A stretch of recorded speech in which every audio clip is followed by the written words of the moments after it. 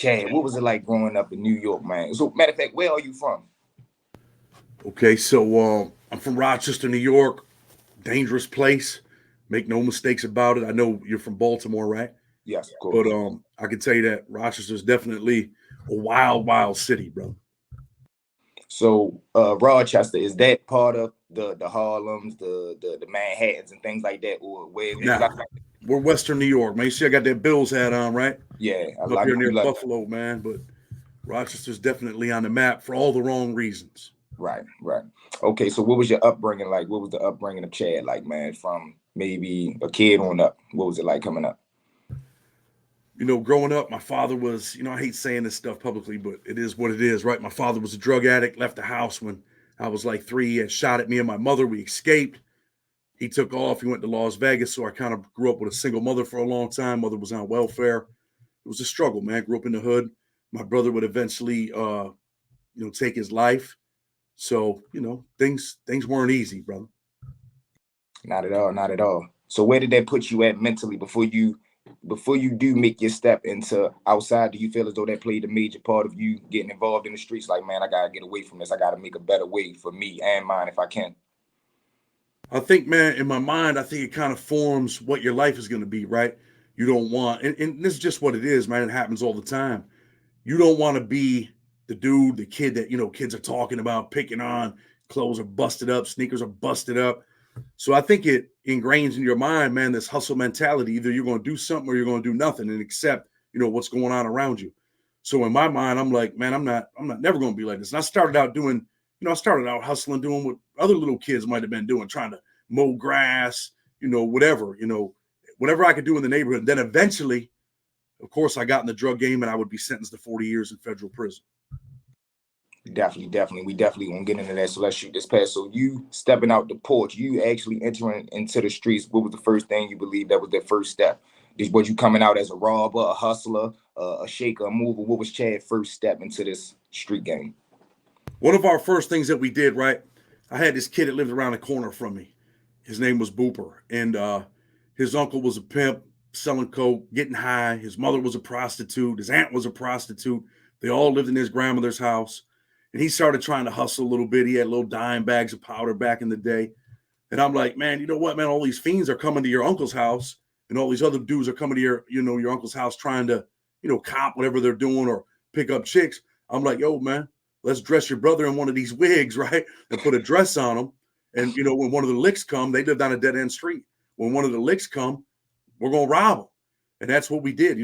We had a splat ball gun. It was like the old school joints, looked like sawed off shotguns. We had the little BB gun, and we had a plan. And I'm like, all right, listen, this is what we're going to do. When they pull in the driveway, tell him to, get them to the driveway. When they pull in the driveway, I'm gonna come from behind the house. You come from the back. That way they can't drive away or anything like that. So I come through the front. I come on the side of the house. He gets scared. He freezes up. He don't never come to the back of the car. And it's two Chinese dudes. They think they're picking up a chick, but really it's my boy's brother with a wig on. And they end up hitting the gas, turn the car, and they hit me into the wall. Boom. Dang. Probably could have killed me, man. Cut my legs up, man. I took off. They hit a pole, and they're like, oh, take the money, take the money. They thought we had a real gun, and we didn't. We could have been Right. killed for that. So I ended up taking off. I don't want the money or nothing, man. My legs are all messed up. I hop the fence. I go to, because I live only one street away. And that's just kind of how it ended, man, the whole robbery thing. And after that, we started talking about robbing this dude's tools, right? A lot of construction dudes be getting high. They come to his uncle's house, and we're like, him and his man, I'm like, yo, let's take everything off their truck and let's sell it. And once we sell it, we could do something. Buy an 8-ball, buy a quarter, whatever it was. So we rob all the dude's shit, we sell it, and that's kind of how we got on our feet. And that's when I, opened the door to the hustling game. Okay, okay. Salute to Booper too, man. I always hit. Is that the guy when you said y'all was listening to Biggie Smalls? That's him. All right, salute to him, man. Salute to him. Okay, so you coming out the gate, you was really dedicated because did you come out dealing with straight hard drug? Like you didn't go weed and then gradually you came out the gate hitting hard. I think we did dabble a little bit with the weed, and this shit Okay. didn't work out. If I remember correctly, man, we're probably like 13 years old, man. I Yeah, I remember try. buying an ounce of weed, but that was like short lived. It didn't work out. So yeah, man, we definitely jumped in. Back then, it was powder. You know what I'm saying? So we jumped Yeah. into the powder game. We ended up getting a couple dollars. And that was it. Took off from there. And we started, there were some dudes that had a house on a corner of Sherman and Otis, right? And their fiends were coming, their licks were coming. I remember standing on the corner in the snow. It's a snow blizzard out here today. And I remember standing on the corner, man, calling their fiends like, yo, hem. That's what we used to say back then. Hem. And then they'd come over. You know, people are always curious. Yeah. And that's how it got started. But then them dudes realized we were, you know, catching their licks or whatever. And a kid named Cooley, I mean, it's years ago, he came out and started busting shots at us. We took off and, you know, then we just started putting our own little spot together eventually. Okay, so I can imagine at that point, you know, like, yeah, we in this for real. Because once you start, man, I tell people, once you start making that transition into, man, we gonna play the streets fully, we don't care what come with it. Just like you said, us trying to clip other people's sales, that's a dangerous game right there. So I know you boys was ready. Okay, so let's fast forward. What's your first interaction with the law? Like your first time being arrested or anything like that? My first interaction with the law was I'm arrested. I think it was for an assault second. I was 16 years old. This was my real first interaction as far as an adult, right? I catch an assault second. We get in a little beef, man. We end up beating this kid up. The kid that I say is my brother. He hits him with a piece of steel rebar. I get arrested. I go to jail. I remember going to jail for that.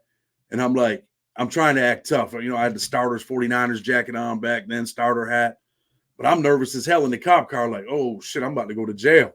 I've never been to jail before, not no real man, you know, real men's jail. Mm-hmm. So I'm trying to, you know, get myself together, but really deep in my heart, man, I'm scared as hell.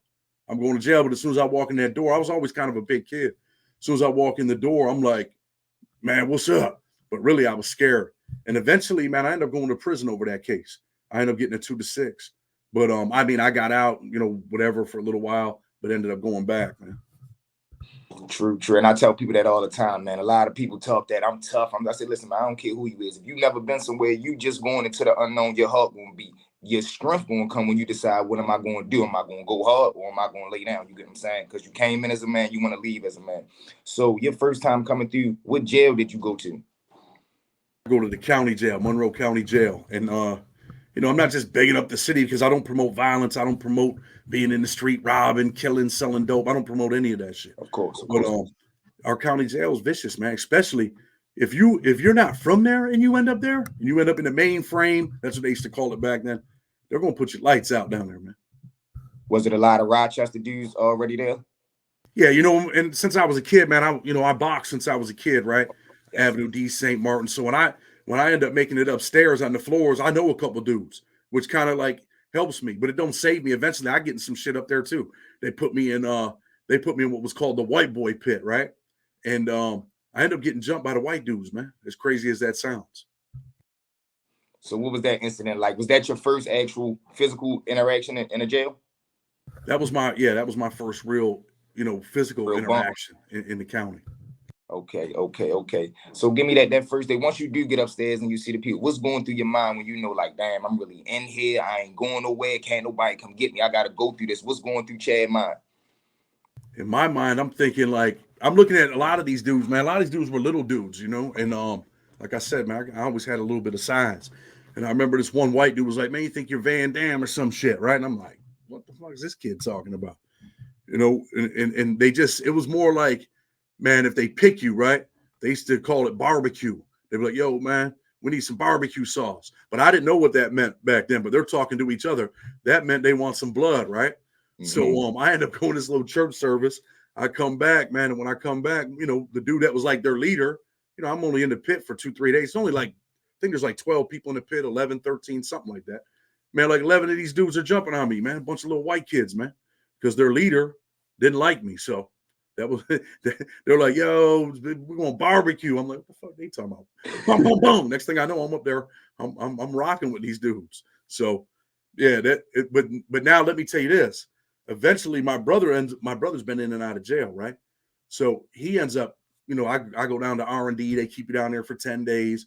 And in that 10 days, a bunch of them dudes get shifted out of there. You know what I'm saying? And my brother ends up going up there on that floor. And he's in there and he sends a message like, yo, man, you need to try to come back up here, whatever, you're good up here.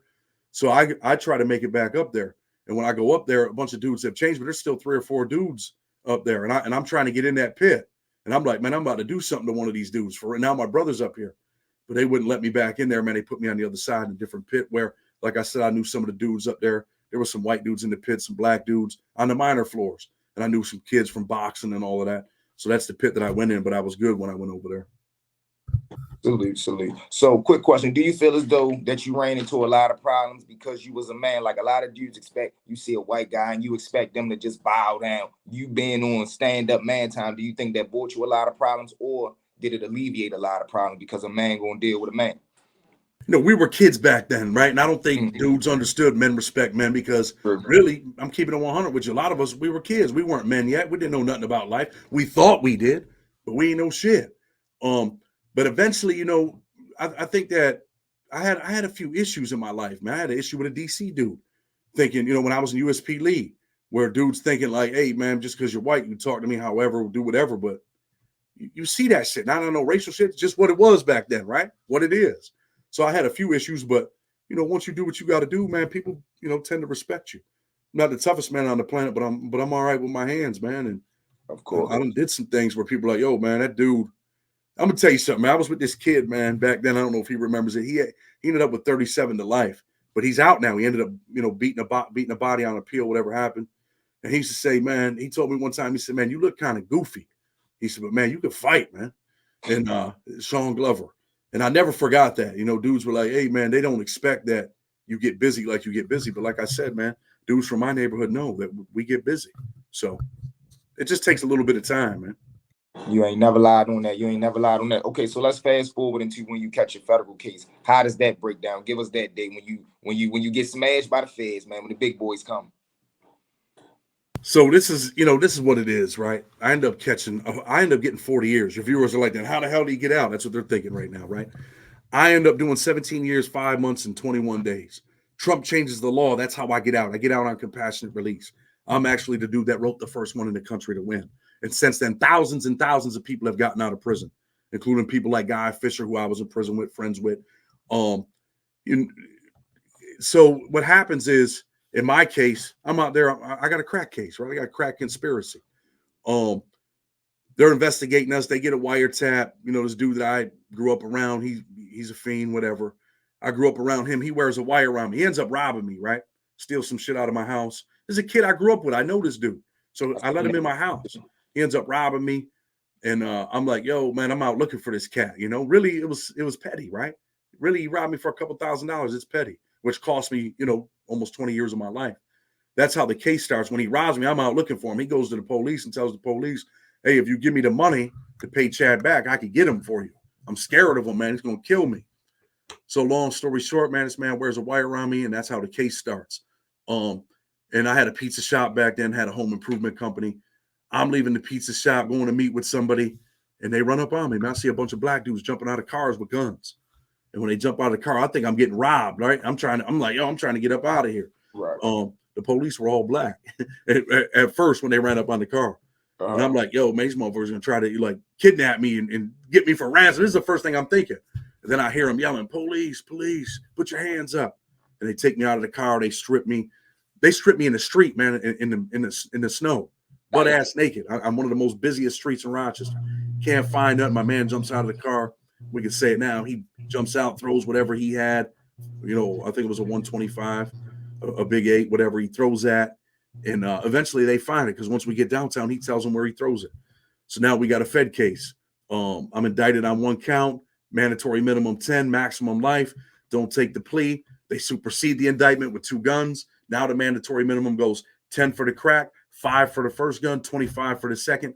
Mandatory minimum's 40. And they stack all of that, 10, 5, 25. I go to trial, I blow trial, and the judge says, I'm acting out of a moment of compassion for your mother, but I really should give you life. But because of your mother, I'm going to give you 40 years. Now, I was 24 at the time I was arrested. That means I'm getting out when I'm 64.